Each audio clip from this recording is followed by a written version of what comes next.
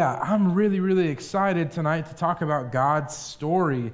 And I'll start by saying this. I've shared this before a number of times in Kaleo. I grew up in church. So I grew up in what you would call Sunday school or children's church. Does anybody grow up in those type of things?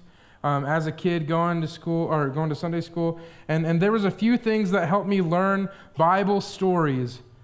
And I learned Bible stories one at a time, usually. And they were kind of just their own separate little stories. And felt boards, you guys remember felt boards? Just like it's just like a board of felt. I know that is shocking, but that's what it is. That's all it is. And you stick things on it, and it's like, okay, you got the disciple felt board characters, and you just slap them on there.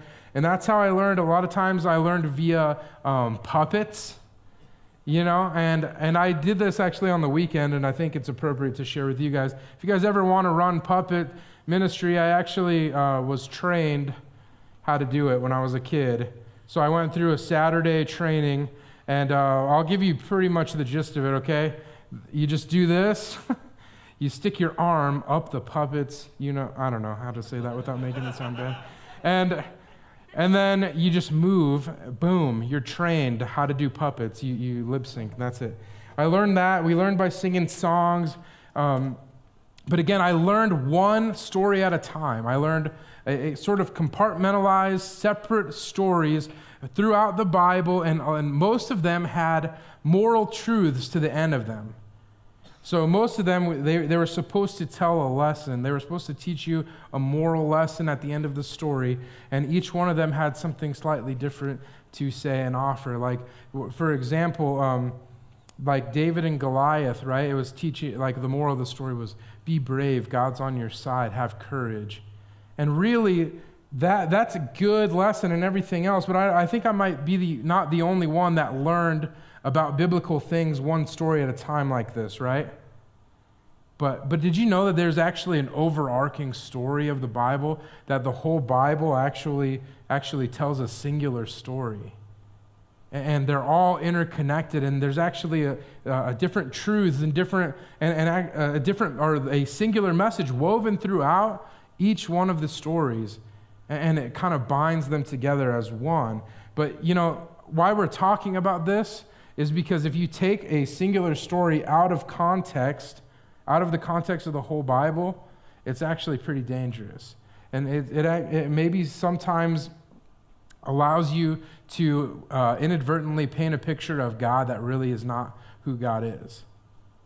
And so I'll give you a quick example. One of my my favorite stories, I don't know why I said second, it's found in 2 Kings chapter 2. You should check it out sometime. As you're, in between, like texting or Twitter, just go ahead and flip there if you have a Bible. 2 Kings chapter 2, it's a story where there's a prophet, his name's Elisha, and the prophet Elisha is bald, okay?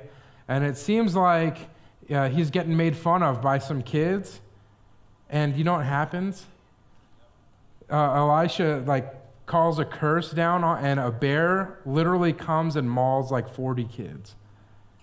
So that happened, okay? Read it in 2 Kings chapter 2. If you were to just take a snapshot of who is God, and you read that story, and that's the only story in the Bible you've ever read, does that not paint a pretty mean picture of God? First of all, he's just going to maul you if you make fun of one of his friends. And if I'm honest, and I think I'm not the only one here, if he's mauling or killing by way of bear, by way of furry beast bear, anybody who makes fun of someone else, I'm gone, dude. I'm not here. This is not happening right now. That is the way that it's so dangerous to take things out of context. And today, we kind of endeavor to set the stage by looking forward to the overarching picture of God. Because, it's one story.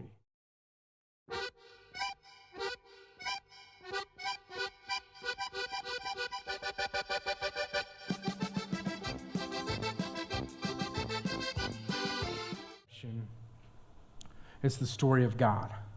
And so we're going to begin with the first movement, the first piece of the story. You guessed it, it's called creation.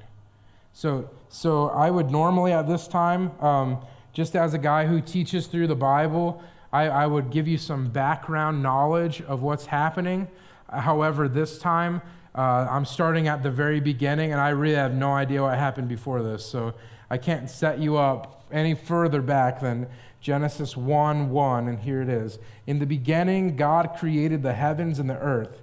The earth was without form, and it was void, and darkness was over the face of the deep. And the Spirit of God was hovering over the face of the waters. So something that says, that is something we've all probably heard before, or lots of us, anybody who's ever even heard the idea of creationism, even in school, you know that the idea is that God created everything, right? And so you have to understand, though, that it's saying a lot more than this if you really think about it. It's actually making God from the very beginning of what we call time, it's making God the main character of the story. Because all I know about what happened before God spoke the world into existence is that it was dark, and that there was water, and that he was hovering, okay? I don't know anything else other than that. There was some hovering happening, though, which is cool. Whenever I think of hovering, I think of Back to the Future, hover skateboard, and I think that that's sort of what was happening. So you also have to understand this. He makes a statement that says, God created the heavens and the earth, and in that we realize that origin comes from God, that the origin of everything that ever was comes from God. And so that he is the point, that he's the starting point of everything that we know. And it also makes the statement that God is sovereign. Have you ever heard that word before? God is sovereign, and that means that God is the boss. That God is, his authority is higher, he is separate from us, he is the one making the rules, and I'll explain that a little bit more as we continue to go on. We also find that referring back to the relationship series a little bit, and then also referring up to the upcoming series we're doing this summer, we find that our origin, not only just the origin, but our design and purpose as human beings comes from God, and it's given by God.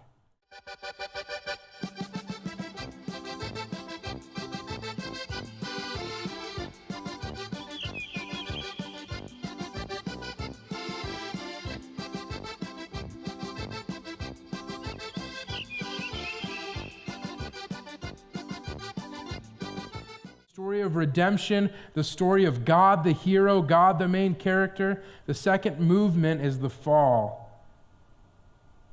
And so we pick it up, and I just want to snapshot one verse in Genesis 3 as Eve is being tempted by the serpent, and he's saying, did God really say that? Maybe what God really meant was this, and maybe God doesn't want you to eat that tree because he doesn't want you to be like God. He doesn't want you to be equal to God. He wants to keep you down.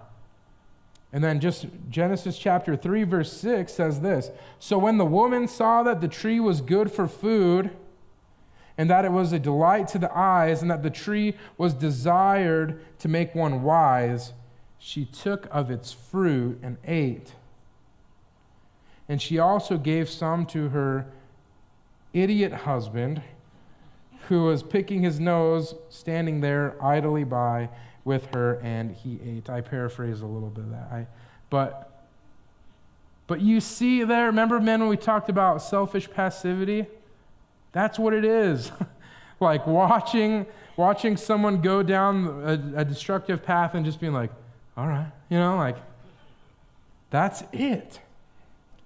And what you don't realize, and what we can never fully grasp, because you and I only are living in the part of the story that's after everything was broken. But what you don't realize is that this had massive repercussions. The consequences of this one action were so grand. And the perfect order that God had made, when he looked out and he said, everything is very good, that whole scenario that he created was now broken. And the other thing that we don't really get because we've only lived in a broken, fallen world, the other thing we don't get is that there was actually perfect harmony and perfect communion and perfect relationship between the man and the woman and God. And now this holy God, which is another one of the terms that describes God, that he's separate, that he's better than us, that he doesn't operate on the same playing field that we do. This holy and perfect God must, because of his holy and divine nature, separate himself from us. Because now we have sin as a part of our life.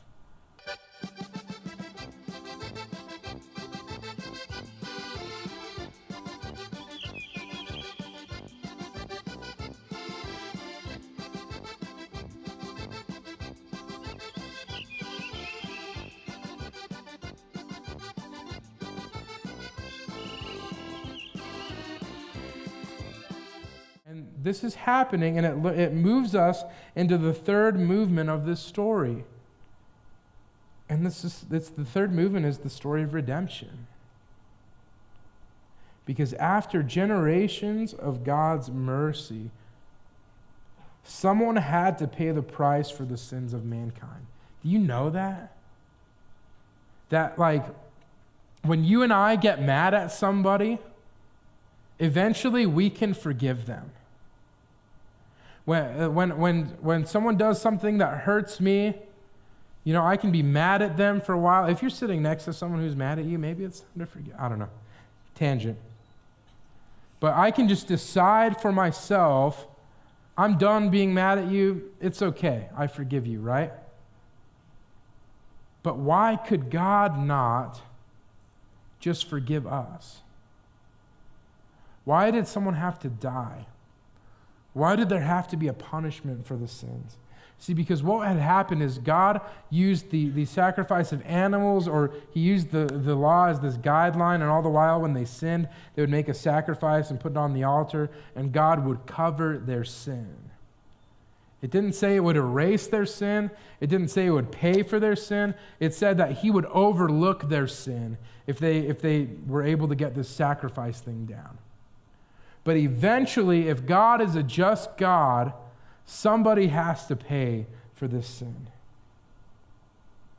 And all throughout the Old Testament, there are great men of God who are deeply flawed and seriously messed up at the same time. And even these great men of God who were the messengers of God were never able to hit the mark, to be good enough to earn right standing with God. So God himself came in the form of a man, Jesus Christ, to pay the price that no man could afford to pay. And you see, like, this is where really the whole idea of God the hero, as God the redeemer, as God the rescuer, this is where the culmination of that happens. And then I wanted to read you a snapshot of this because it really is beautiful, and it really is one of the best, easiest ways to sum it up. And it's a verse that you probably knew as a kid, probably was up on your felt board. Some puppets probably spoke of this. John 3:16. For God so loved the world that he gave his only Son, that whoever believes in him should not perish, but have eternal life. Now, I realize that you know that verse. I realize that even if this is your first time, even if you're kind of like, I'm way just checking this thing out, I don't know if I buy any of this. Even if that's you, you've probably heard that verse at some point in your life, have you not? And taken just as that quick snapshot, without a context around it, that verse is nice. It would be great on a coffee mug, right? Maybe even on a mouse pad, when those were relevant in any way, shape, or form. But it's like, that's cute, that's great, that's nice, thanks, God. But when you understand this in light of all that we've just talked about, that the world has been broken since the fall of man, and that actually every generation thereafter has progressively gotten worse and has progressively widened the void or the chasm between God and man, and that despite our best efforts, we fall so short of being able to earn a right standing with this perfect and holy God. And what happens is he stays the same, he never changes, and we are progressively getting further away from him as a people. And so the idea of right standing with God becomes more and more asinine as you go on. But God so loved the world that he gave his Son, who was the only one capable of paying for the sin of mankind. And that's the sin of the Old Testament living people. That's the sin of the New Testament people. That's the sin of you and I.